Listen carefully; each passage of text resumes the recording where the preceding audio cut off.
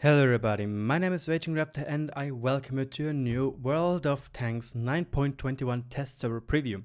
Today with the AMX M4 MLE 51, the tier 9 French heavy tank of the new heavy tank line. And well, honestly a quite interesting and in my opinion a quite fun to play tank. And we will certainly go in depth into this tank's stats. We will first look how expensive this tank is to get experience wise and how much you need to get it elite, and we'll have a look at the armor model before lastly we'll have a look at a sad gameplay, which was actually quite a good gameplay, but you can't win them all. So let's have a look at the experience you need to get this tank. It's 151,700, which is, well, quite the amount of experience you need to grind to get this tank. But then you already have quite the decent tank, because most likely you will have went through or researched the Maybach's engine from the tier 8 one. You can still use it, which is actually great, or you will still have the Maybach HL tank engine, which is, well, shared with a lot of tanks, if it is TDs or if it is the heavy tank like the, where is it? The AMX M4 tier 9 tank or the AMX 5120 or the 5100. And then first and foremost you will have the tank like this, and by god does it look, it really looks not good. Again, I already said that in my opinion the turret won't be that good on tier 8. So there won't be any difference when this tank will be on tier 9. I think then the turret will be even worse. But the first thing you will have to do if you have those engines, you should be able to mount the top turret. You still have the stock gun, which is a 120mm gun, and if you want to even get the big engine, you can get that. You do not need to go for the tracks, which is actually seriously cool. You do not need to grind through all of those tracks. Only you will need the tracks if you want to mount the 127mm gun. And this is the thing which I want to talk about now. Because honestly, and I already said it in my AMX 65T video, I do not think that either the tier 10 or the tier 9 tank secondary gun is good at all. Yes, you do 470 alpha damage, which is in my opinion a super oddball number when you think about there's a 480 damage gun now and a 490, which is rather common. But then you have this gun. And let me check, I think this gun is reminding me of something, and I'm pretty darn sure many people which grinded through that tank hated the gun I'm talking about. And it's this gun. And you can see the similarities. Just this gun right here is a stock gun. This gun right here is a top gun. Yes, it has better penetration, but the premium ammunition is worse. And man, that sucks from the Type 4 heavy. But yeah, in my personal opinion, it is not a good idea to grind towards the 127mm gun. Why exactly? Because it is quite the XP drain to get there. To make this tank full elite and playable to the tier 10 tank, you will have to go through 24,600 experience and maybe 27,000 for the big engine. But then it's only a grind of 182,000 experience till the tier 10 vehicle. If you want to get this oddball gun, which is actually not that good, as you can see, it's in every situation worse. In every single one it's worse, except for concealment. Wow. You need to grind 63,000 experience. So personally, and also what I saw from games, I do not recommend this gun. It's a huge XP drain and it's not really worth it. So well, we still can have a short look about this tank and the different DPMs, which is probably the most important thing. The good thing about this gun is, about the stock gun, is that it has great AP penetration, great APCR penetration. So yeah, there is that. You have 9.25 seconds reload time, you have 8 degrees of gun depression, the same as on the tier 8 one if you use the top turret. Great aim time, great accuracy, and 2600 DPM, which is in my opinion rather good. If you get this oddball gun, your DPM drops to 2569, well, it is not much, it's only 40 DPM, but then again, the accuracy drops, the aim time drops, and well, the penetration drops. So yeah, there is that. But on the other hand, it does not have a muzzle brake, so your camouflage when you shoot is a little bit better.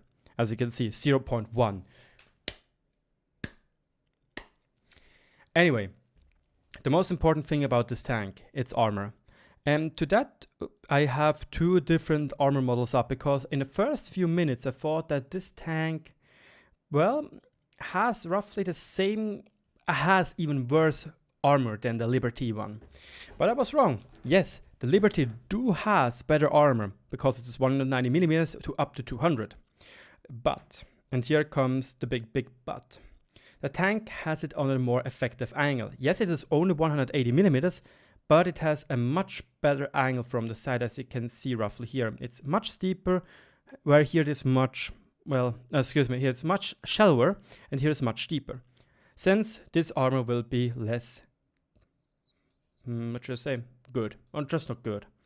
Meanwhile, here the side armor is the same, it's 150mm. Here again it has a better angle, effective angle of around 60 degrees, here only 57.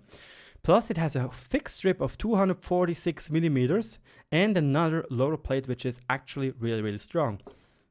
So if this tank is facing you frontally, it is actually much better to try to shoot through the upper front plate. For example, if you have a higher tank, you can actually try to penetrate the upper front plate like this, where it's only 229 effective armor. Here it's really hard, and the lower plate is an auto ricochet. Otherwise, the armor of the tank is actually pretty darn meh when it comes to hull armor. Here you have only 40mm, which is actually a super easy to penetrate when it's like coming up from here. When it tries to go over a hill, you can either use the lower plate or even try to aim for here and get those spicy 40mm of armor.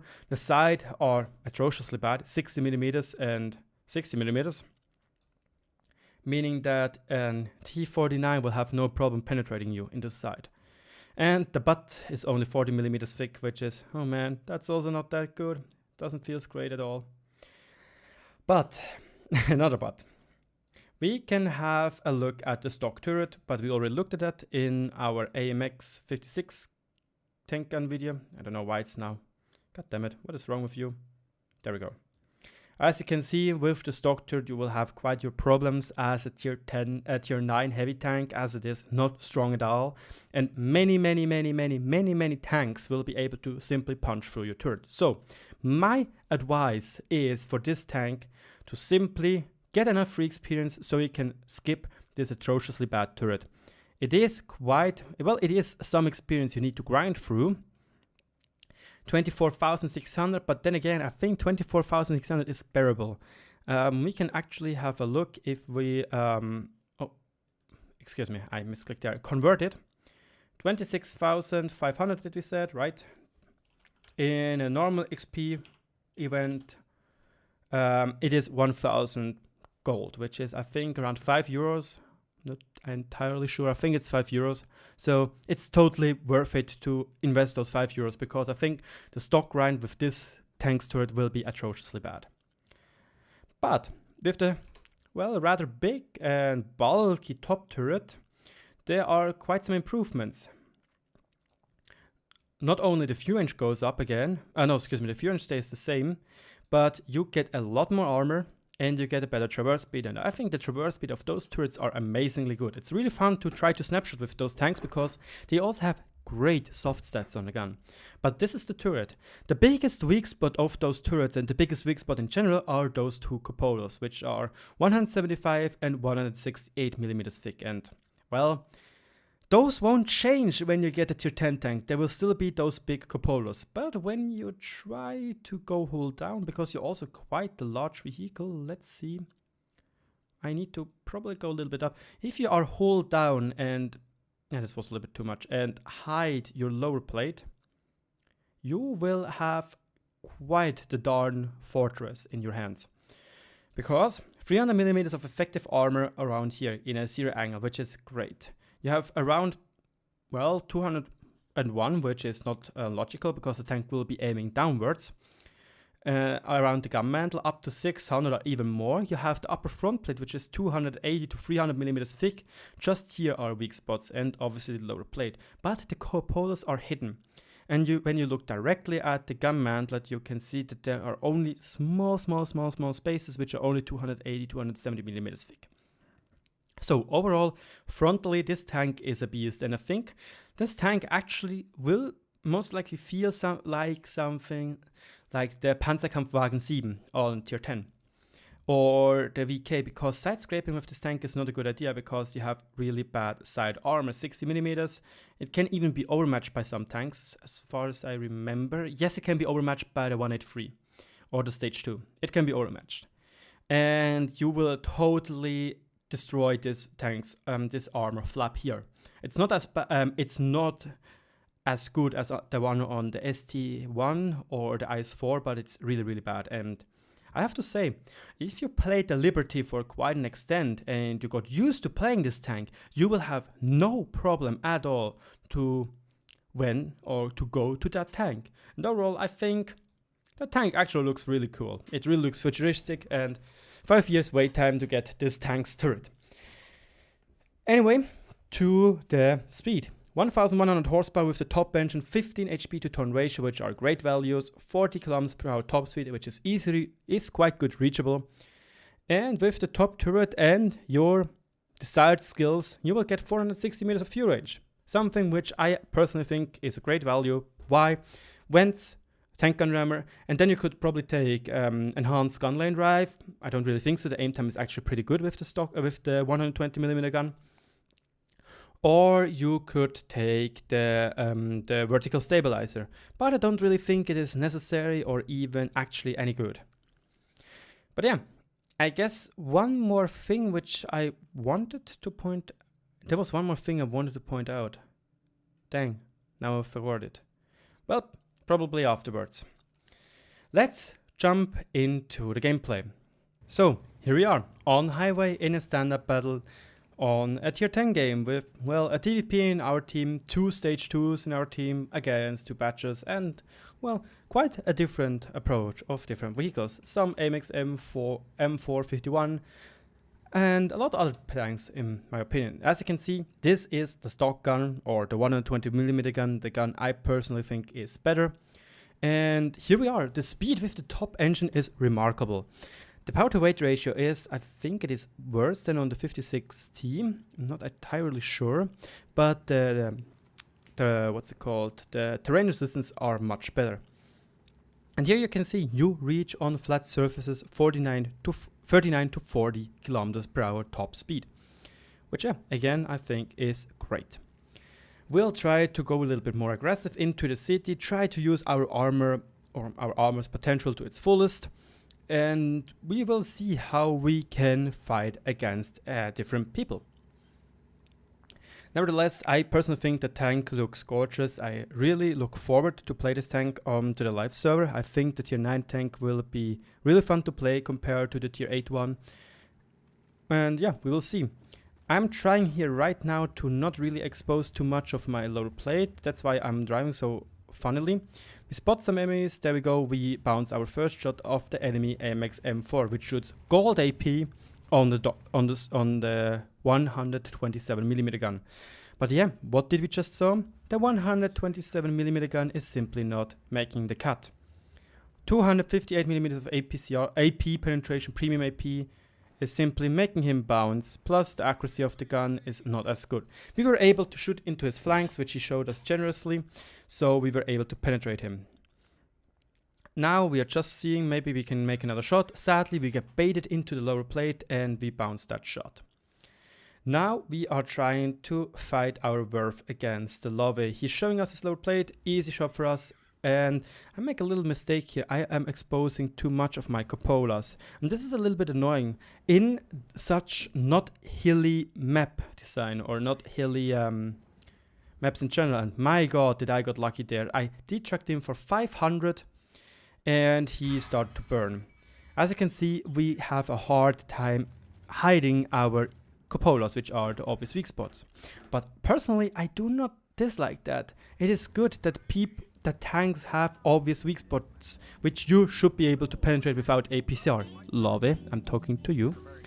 But it's, well, not a big deal. I need to play a little bit more safer, try to not protect, but more hide my cupolas when I'm reloading and not simply stand there like an idiot. And I'm now saying, you know what, I don't want to fight against this guy anymore. It's not really that good. He has a better position to hide his weak spots, so I turn around. As you can see, the mobility again of this tank is fairly good. You get around the map fairly quickly, which is, in my opinion, a great thing to have for a heavy tank.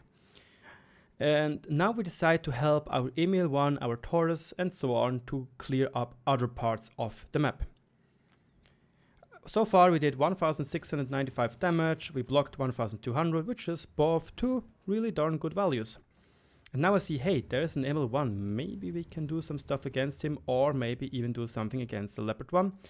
We try to make our shot, and we sadly shoot into the wreck of a Type 61, which by the way has a gorgeous HD model right now. I need to point that out, the HD model looks absolutely fantastic. Well then, what we're trying to do, I'm trying to angle slightly, not too much, so my flaps are the weak spot. We make, again, this gun is fairly accurate when it comes to be on the move. Yes, I do have the skills for it, and sadly we cannot shoot through that hole there. He is doing the favor for us, and we can make another shot into him. 9.25 seconds reload time gives it a really good DPM in my opinion for a heavy tank. And then again, I think the gun is fairly reliable. Yes, I know this was not a really good move of mine. I pushed away our Rheinmetall, but we block another 470 damage shot because, again, the gun of his is not that accurate and the penetration is simply too bad. I can't emphasize it enough. That this thick gun's penetration is simply bad, and the game is actually looking quite grim. I was hoping here that the Love would show us his frontal wheel and I could finish him off, but he's not doing that, so I need to see if I can shoot at the Leopard 1, which misses his shot, is shooting heat as you could see from the tracer. So I decide to drive around this corner and make some nice little shot into the angled weak spot in quotation marks of the enemy AMX M4 51. And yes, I'm again trying to bait his shot. He went into cover, we can't really do anything anymore, and suddenly the Stritzwagen decides to show up. I'm aiming in, I'm saying, you know what, I'm taking that shot. Trying to get into cover right now. He sadly hits the cupola. Again, the cupola is a huge weak spot.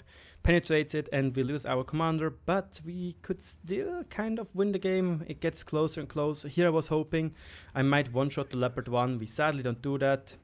He is using his really skilled heat shells, which I'm not really sure where he hit, because this is not a heat shell hole. We have to do one more shot before we are getting finished off, and the Leopard 1 was trying to get us, but we get overrun, sadly. Which is, yeah, I can't emphasize it more, it is actually quite sadly. We tried our best to defend this game, tried to win this game, it didn't work out. So, this is what we got, 53,000 credits sadly only, 3,958 damage, and, excuse me, go away. We were top damage in our team, and only, sadly, 92 damage away from being top damage of the whole game. The enemy AMX M4 51 did a little bit more. Apparently, he thought the big gun is actually better. I don't know. I didn't like the big gun. I think the small gun makes it much more comfortable to play. And in a kind of a way, the tank is remarkably close to the M103. Just, I think the turret is more durable. And the whole armor is definitely more durable. But it's it has two cupolas instead of one. And I think the M103 has better penetration, plus it has heat shells with more penetration in general. But yeah, verdict. I am looking forward to this tank. I think it is a great tank, it's fun to play, the stock gun and the grind is remarkably easy to do. But yeah, what do you guys think about this review? Let me know in the comment section below. I thank you so much for watching and good luck on the battlefield. Bye bye.